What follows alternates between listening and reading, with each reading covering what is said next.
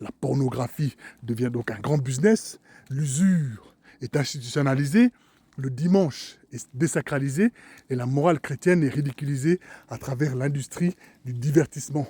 Voyez comme ils zonissent les chrétiens, voyez comment ils leur crachent dessus, voyez comme à chaque occasion, ils trouvent matière à moquerie et à plaisanterie sur la piété chrétienne.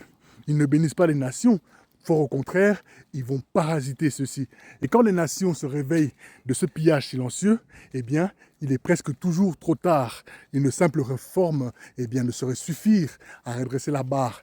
Il faut une convulsion violente, une énorme crise tonico-clonique pour sauvegarder la nation de la destruction totale qui la guette. Tacite, un sénateur romain du 1er siècle, avait écrit à juste titre, en ce qui les concerne, que s'ils sont entre eux, eh bien, ils se maintiennent avec une inébranlable fidélité et une compassion toujours prête, mais qu'ils considèrent le reste de l'humanité avec toute l'odieuse des ennemis.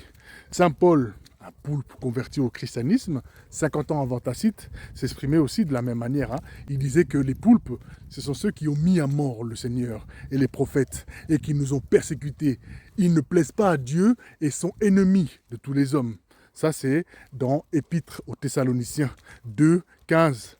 Paul de Tarse, lui-même, était un poulpe, disais-je. Il a été formé comme pharisien et il continue de se considérer comme appartenant au peuple de l'Israël. Donc revoyez à ce propos l'épître aux Romains.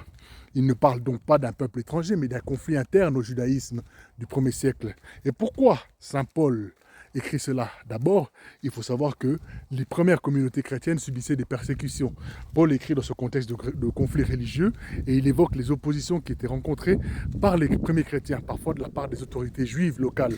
Il se réfère donc à la tradition prophétique. Et dans la tradition biblique, eh bien, les prophètes reprochent souvent à l'Israël d'avoir rejeté ou persécuté les envoyés de Dieu.